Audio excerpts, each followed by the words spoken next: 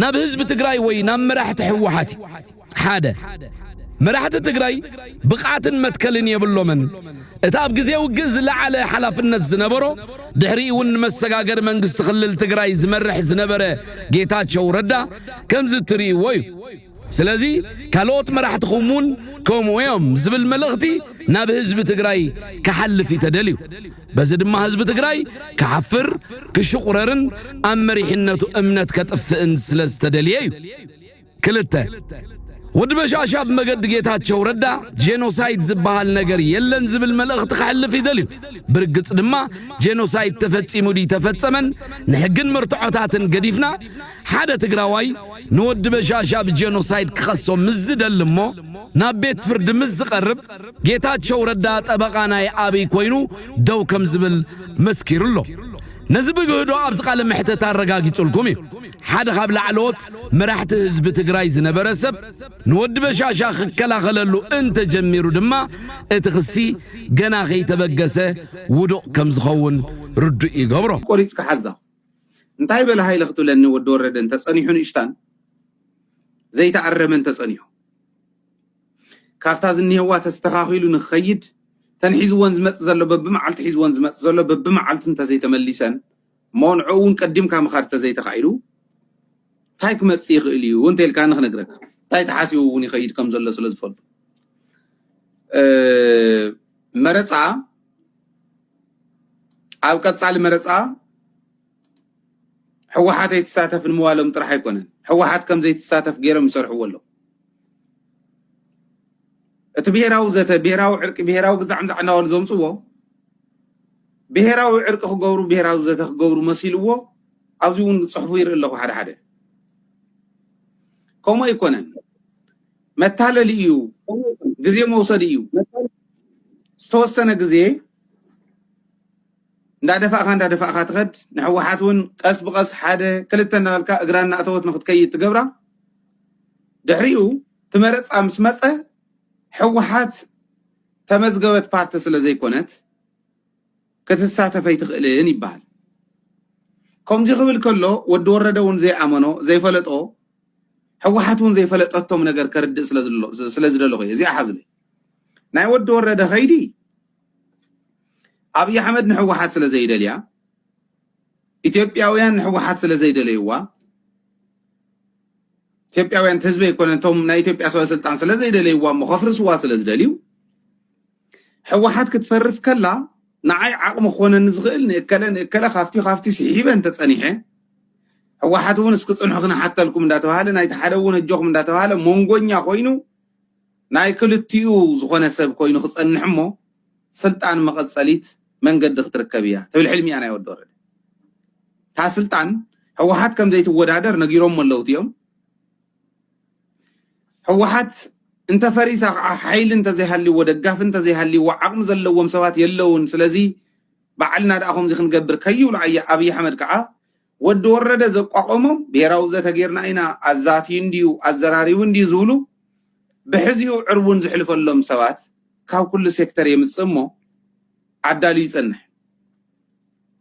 ድሕሪኡ መረፃ ክግበረ ይከኣልን ዝብል እንተኮይኑ ምናልባሽ ኣብቲ መረፃ እዋን ሕወሓት ስለ ዘየላ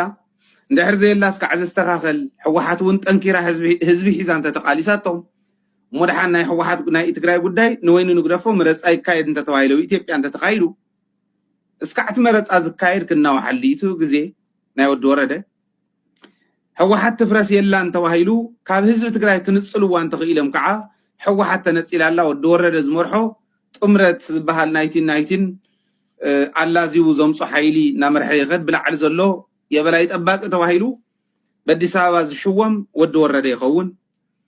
ናይ ወዲ ወረደ ሕልሚ ዝየኒ ናይ ሕወሓት ሕልሚ ከዓ ንኽልቲኦም ዘይረኣዮም ጠሚረ ክነግረኩም እየ ናይ ወዲ ወረደ ሕልሚ እዚኣ ናይ ሕወሓት ሕልሚ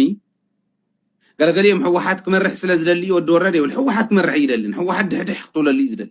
ስእልኩም ኣይትጋገዩ ሕወሓት ፈሪሳ ግን ዝኾነ ሓይሊ ክህልዎ ይደሊ እዩ ንአዲስ አበባ ኮንቪንስ ዝገብረሉ ድሓን ኣነ እንተሓስክዋ ንእከለ ክመርሕ ክኽእል እየ ኢሉ ክኸይድ ማለት ናይ ሕወሓት ናይ ገለገሊኦም ናይ ሕወሓት ኣመራርሓ እምነት ከዓ ወዲ ወረደ በቃ ንሕና ስለ ዝሾምናዮ ወላ ንብለይ እንተተባህለ ፀገመ የምፅን እሺ ኢሉ እስካዕ ዝኸደ ግን ንሕና ኣብ ስልጣን እስካዕ ዝሃለና ሕወሓት ኣላዶ የላንዶ እንዳተባህለት መንጎ ጃላ ኮይና ክትቅፅል እንተኽኢላ ንሕና ኣብ ስልጣን እስካዕ ዘለና ፀገም የለን ፅባሕ ንግሆን ወዲ ወረደ ሎሙ ነኽኢናዮ ንፅባሕ ንጎ ስልጣን ዘይህበና ናብ ጥቑ ዘየቕርበና ሰብ ጌርና ከዓ ክንሃንፆ የብልናን ከምዚ ዝብሉ ኣብ መንጎ ስኢሎም ዕንክል ኢሉ ዝብሉ በዓል ወዲ ወረደ እውን ንእከለ ስኻ እኮ ክትመርሕ ትኽእል ኢኻ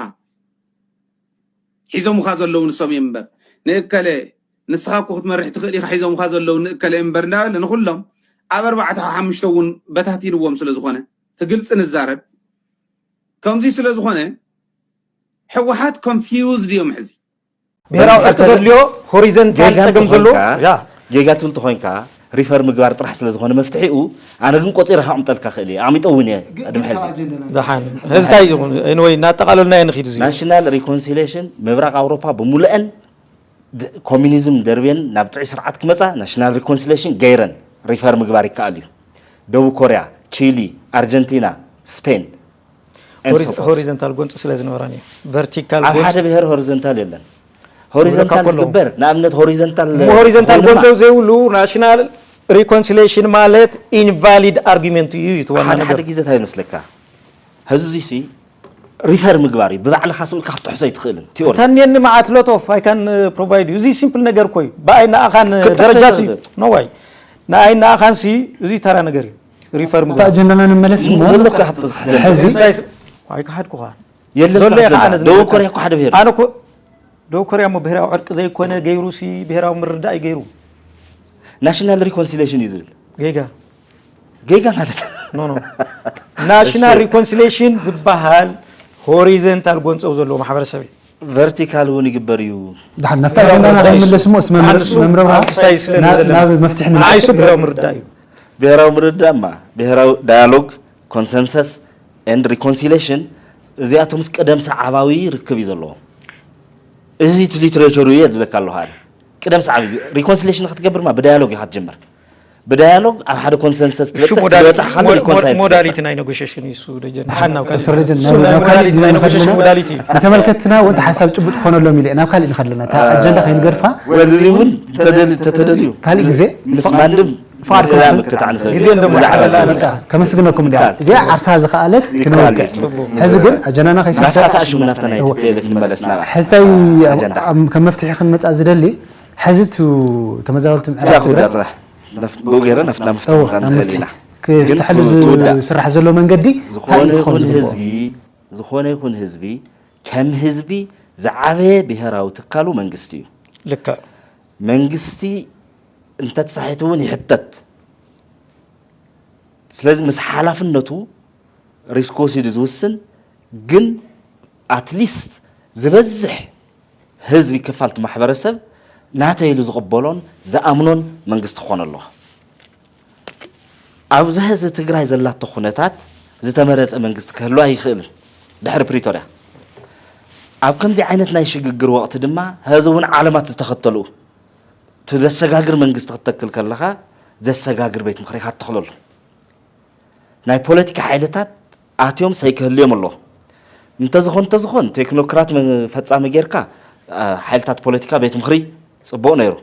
እሱ ግዜ ሓሊፍዎ መወዳእታ በፅሕና ስለ ዘለና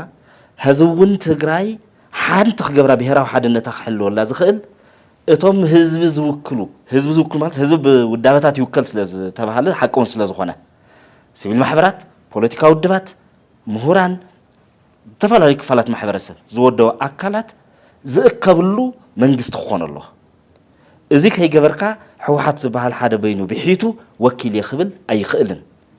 ብዙሓት ምክንያታት ኣለዎ ከምዘ ይኽእል የግዳስ ሊያቢሊቲ እዩ ተሓታት ክኸውን ዝኽእለሉ ዕድል ኣሎ እዩ ብብሄራዊ ሓልዮት ብዘተን ዕርቅን ተገይሩ